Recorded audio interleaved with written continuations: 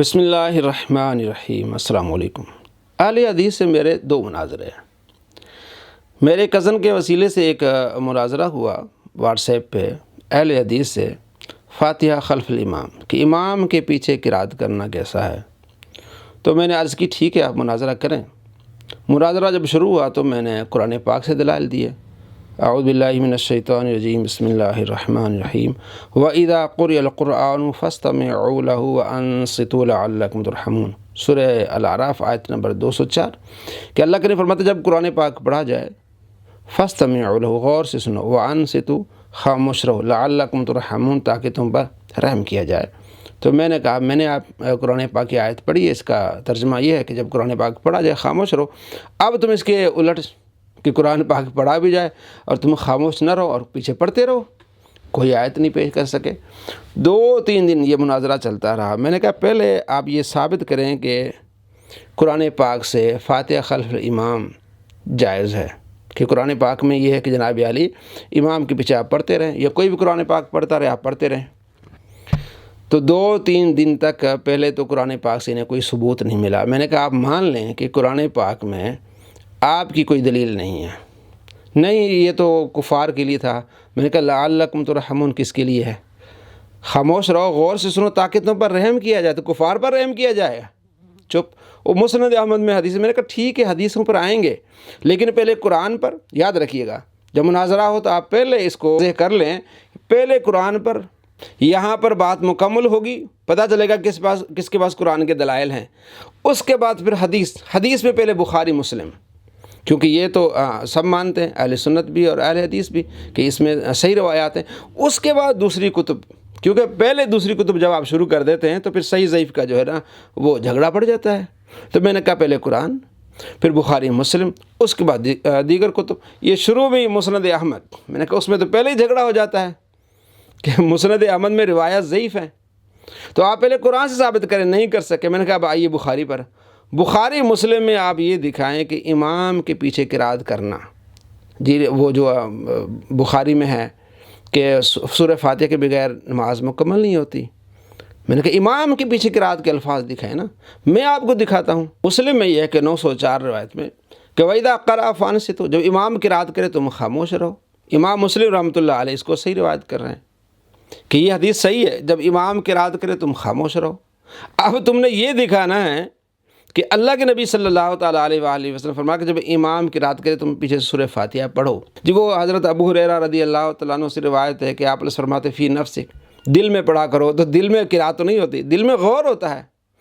اور حضرت زید بن ثابت رضی اللہ تعالیٰ عنہ جو کاتب وحی ہیں، 1298 نمبر روایت ہے کہ عطا بن یسار کہتے ہیں کہ میں نے زید بن ثابت سے پوچھا کہ امام کے پیچھے قرات کرنی چاہیے کہ نہیں، تو آپ نے کیا فرمایا؟ فرمایا لا قرات مال امام فی شیئن، امام کے ساتھ کچھ نہیں پڑھنا، جب امام قرات کرے تو انہیں کچھ بھی نہیں پڑھنا۔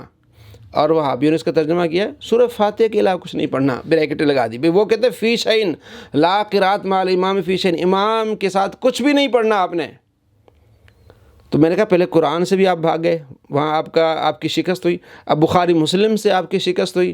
آگے میں آپ کو بات لمبی نہیں کرنا چاہتا، آپ کو میں یہ بتاتا ہوں کہ آپ کے جو امام ابن تیمیہ، وہ کہتے ہیں کہ جو امام کے پیچھے قرات کرتا ہے وہ گدھا ہے۔ یہ ابن تیمیہ نے اپنی کتاب مجموع الفتاویٰ میں 23 نمبر جلد میں لکھا ہے، 279 صفحہ جلد نمبر 23، کہ جو امام کے پیچھے قرات کرتا ہے وہ گدھا ہے، وہ ایسا جیسے اس نے اپنے اوپر جو ہے کتابیں لادی ہوئی ہیں گدھے کی طرف سے، نہیں پتا کہ وہ سننا ہی نہیں چاہتا قرآن۔ تو میں نے کہا وہ گدھا ہے تمہارے امام کی بقول، جو امام کے پیچھے قرات کرتا ہے۔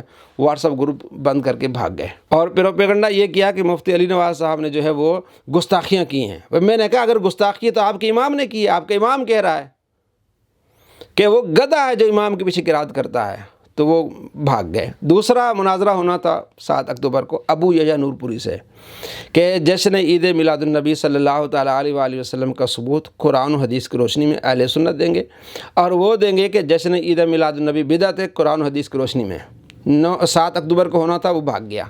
اب اس نے ایک دیکھا کہ میں اپنی ذلت کو کیسے چھپاؤں، ایک عام سنی تاجر سے اس نے مناظرہ کیا اور اس سنی تاجر نے اس کو دھویا بہت اچھا، اس کے ساتھ اس کو اگر اس کو مطلب دل میں ہدایت کی تڑپ ہوگی ابو جہل نور پوری کو تو اس کو ملے گی، سننے والوں کو بھی ضرور بہت اس میں فائدہ ہوگا۔ تو ان سے مناظرہ کیا، ایک تاجر سے، خود کہہ رہا ہے کہ جناب علی میں ڈاکٹر ہوں، میں جناب بخاری مسلم پڑھاتا ہوں، اور آپ نے مناظرہ کس سے کر رہے ہیں؟ ایک تاجر سے مناظرہ کر رہے ہیں۔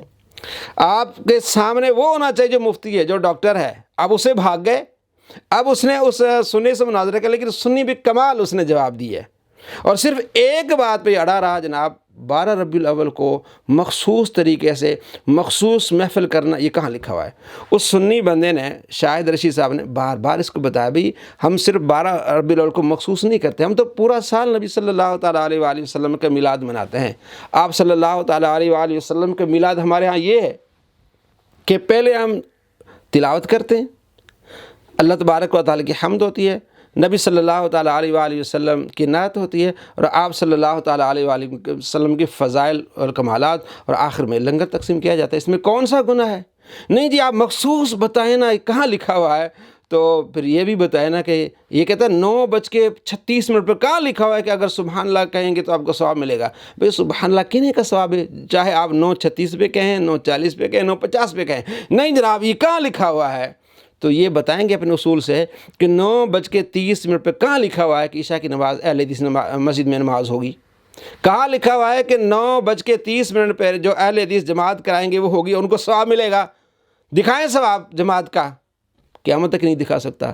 اپنے اصول سے ان کی نمازیں برباد، کیونکہ ان کا اصول ہے کہ 12 ربیع الاول کہاں لکھا ہوا ہے؟ ہم کہتے ہیں ہم نے مخصوص نہیں کیا، چونکہ نبی علیہ السلام کی پیدائش کا وہ دن ہے، اس لیے ہم جو ہے اس کو مناتے ہیں۔ تو آپ جو کہتے ہیں کہ یہ کہاں لکھا ہوا ہے، تو آپ بتائیں نا 9:30 پہ آپ کی جماعت کہاں لکھی ہوئی ہے؟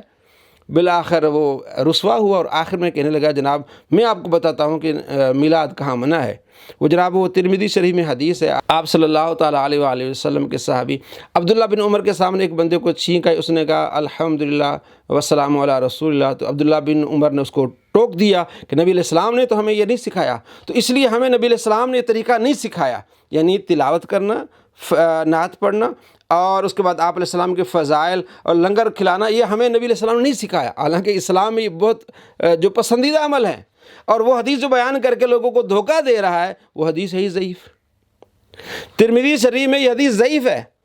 امام ترمذی کہتے ہیں کہ فیہ زیاد بن ربی، اس میں ایک راوی ہے زیاد بن ربی، جس کے بارے میں امام بخاری کہیں کہ فیہ نظر، تو وہ راوی ضعیف ہوتا ہے۔ وہ ان کے ہی جو عالم ہیں سنابلی صاحب، انہوں نے لکھا ہے کہ امام بخاری جب کہنا کسی راوی کے بارے میں فی نظر، تو وہ راوی متروک ہوتا ہے، وہ روایت ضعیف ہوتی ہے، تو ضعیف روایت کا سہارا دیا۔ اور اس کے الٹ شعب الایمان میں امام بہقی رحمۃ اللہ علیہ 3 روایات لائے ہیں، 24 نمبر صفحہ اور جلد نمبر اس کی ہے 7، جس میں پہلی روایت لاتے ہیں 9325، جس میں یہ ہے کہ حضرت عبداللہ بن عمر نے کہا تو نے الحمدللہ کہا، لیکن نبی صلی اللہ تعالیٰ علیہ وآلہ وسلم پر تو نے درود کیوں نہیں پڑھا؟ اور دوسری 9326 کہ اسی میں بھی یہی ہے، اور تیسری میں 9327 جو ترمذی میں ہے 2738، اس میں ہے کہ حضرت عبداللہ بن مسعود کہتے ہیں الحمدللہ وسلام علی رسولی، یہ آپ علیہ السلام نے نہیں سکھایا۔ ان تینوں روایتوں کو لکھ کے امام بیہقی کہتے ہیں الاسنادان الاولان، دو پہلی سندیں قوی ہیں اصح من روایت زیاد بن ربی سے، کیونکہ اس سے تیسری میں جو ترمذی والی روایت اس میں زیاد بن ربی ہے، پہلی والی جس میں عبداللہ بن عمر کہتے ہیں کہ پڑھا کرو بھئی الحمدللہ کہنے کے ساتھ والسلام علی رسول اللہ کہا کرو، تو یہ تیسری جو ترمذی والی جس کو یہ سند بناتے ہیں وہ کہتے ہیں یہ ضعیف ہے۔ کیوں کہ اس میں زیاد بن ربی میں خطا ہے، وقال البخاری فیہ نظر، امام بخاری فرماتے ہیں اس میں نظر ہے، اور انہی کے بڑے امام ہیں سنابلی صاحب، وہ کہتے ہیں جب امام بخاری کہیں فی نظر تو وہ راوی متروک ہوتا ہے، وہ روایت ضعیف ہوتی ہے۔ تو ضعیف روایت لے کے اللہ تبارک و تعالیٰ کی جو حمد کرتے ہیں، تلاوت کرتے ہیں، آپ صلی اللہ تعالیٰ علیہ وآلہ وسلم کی فضائل بیان کرتے ہیں، اس کے بارے میں اس طرح کی زبان استعمال کر رہا ہے۔ اور مسلم میں کیا ہے؟ آپ صلی اللہ تعالیٰ علیہ وآلہ وسلم کہتے ہیں بیت من بیوت اللہ، جب مسلمان جمع ہوتے ہیں اللہ کے کسی گھر میں، اللہ کی کتاب پڑھتے ہیں، درس دیتے ہیں، تو اللہ تبارک و تعالیٰ کی رحمت ان پر آ جاتی ہے، سکینہ چھا جاتا ہے، اور فرشتے انہیں گھیر لیتے ہیں، اللہ تبارک و تعالیٰ اپنے قریب مقرب فرشتوں کے سامنے ان کا ذکر فرما رہا ہوتا ہے، اتنا اللہ تبارک و تعالیٰ خوش ہوتا ہے۔ تو اللہ کے گھر میں بیٹھ کے تلاوت کرنا، نعت رسول آپ صلی اللہ تعالیٰ علیہ وآلہ وسلم کے فضائل بیان کرنا، آخر میں کھانا کھلانا، اس میں کون سی چیز ہے جو بدعت ہے اور گمراہی و حرام ہے؟ تو اس کو کوئی جواب نہیں آیا، بالکل رسوا اور ذلیل ہوا۔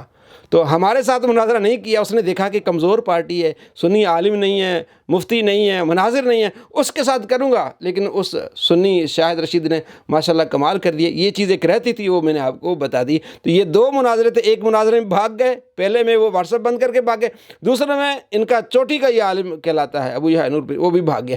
آج بھی ہم کہتے ہیں آ جاؤ جشن عید میلاد النبی صلی اللہ تعالیٰ علیہ وآلہ وسلم پر، یہ ہمارا طے ہوا تھا، طے ہونے کے باوجود یہ بھاگ گیا۔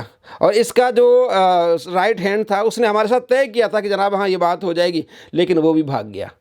تو یہ ان کے دو مناظرے تھے میرے جو ان کے ساتھ ہوئے تھے، ابھی بھی ہم حاضر ہیں کہ جشن عید میلاد النبی صلی اللہ تعالیٰ علیہ وآلہ وسلم جو تم بدعت کہتے ہو، ہم قرآن و حدیث سے ثابت کریں گے کہ آپ صلی اللہ تعالیٰ علیہ وآلہ وسلم کی میلاد منانا کتنی برکتوں والا کام ہے، اس کو مستحب سمجھتے ہیں۔ لیکن جو اس کو بدعت اور حرام اور گمراہی کہے گا اس کے لیے شعر تو بنتا ہے نا، سوائے ابلیس کے جہاں میں سبھی تو خوشیاں منا رہے ہیں۔ یہ ابلیس والا کام ہے، مستحب عمل کو روکنا، نبی علیہ السلام کے ذکر کو روکنا، قرآن کی تلاوت کو روکنا، یہ ہے شیطانی عمل۔ اس لیے کہا جاتا ہے سوائے ابلیس کے جہاں میں سبھی تو خوشیاں منا رہے ہیں۔ تو یہ کیسے مسلمان ہیں جو نبی صلی اللہ تعالیٰ علیہ وآلہ وسلم کی آمد پر محفل سجانے والوں کو بدعتی اور گمراہ کہیں، اور خود بیٹھ کے جناب علی گھر میں فلمیں ڈرامے دیکھیں، اور مسلمان جو مسجد میں بیٹھ رہے ہیں اللہ کا ذکر کر رہے ہیں، اللہ کے محبوب کا ذکر کر رہے ہیں، ان کو بدعتی کہہ رہے ہیں۔ الامان والحفیظ، الامان والحفیظ۔